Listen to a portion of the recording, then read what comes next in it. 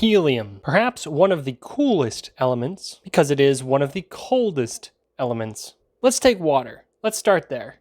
You know, that thing that refreshes everybody, falls from the sky and makes ice on the ground. That guy gets to, 0 degrees Celsius, which is pretty good. The next best liquid we have is liquid nitrogen, which no one really talks about. I mean, like, when do you see it? When people make liquid nitrogen ice cream?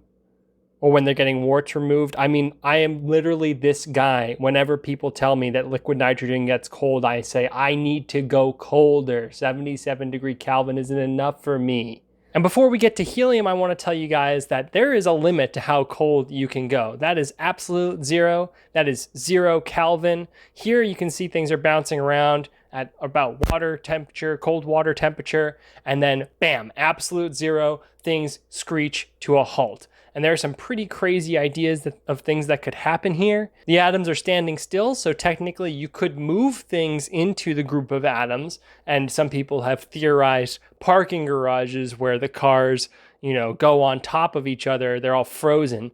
But how do we get the cars out? Don't really know. It's just a fun idea. Problem is that the only way that we get to this temperature, or the only way that we have so far, is through laser cooling, which is just way too small of a scale to be anything practical. So what's the next closest thing we've got? That's liquid helium. Liquid helium sits at 4 Kelvin. That already is a cold enough temperature for us to be using it for very cool things. Most popularly, it's used in MRIs, so that lets you see images of your brains. It's so cold that it enables the superposition of states, which is quantum computing, which is going to be the thing that kills Bitcoin in the future. All that to say, helium is a very cool element, but there's one big problem with it, and that is abundance. The only way that we can capture helium is through natural gas refinement, which is, environmentally not great. And then after we capture it, it only goes up. So once we've taken it out of the Earth, all that we have left is in space, which is pretty far away. But speaking of space, the sun has a lot, but that's even further away.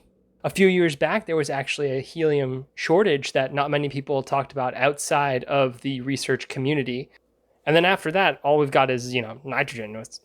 Who talks about nitrogen, really? The only chance for helium that we have is to store it and keep it safe. Which is why today, guys, I'm coming to you with a solution to the impending helium crisis. Dollar Tree balloons, everybody. These things are so freaking silly. Look at them. They are so shiny. We've had them for 3 months now. These are going to be heirlooms that we pass down to our children. Don't mess with the Dollar Tree balloon. Dollar Tree, isn't that all the way? Dollar Tree balloons, these things last forever. There is no defeating the Dollar Tree balloon.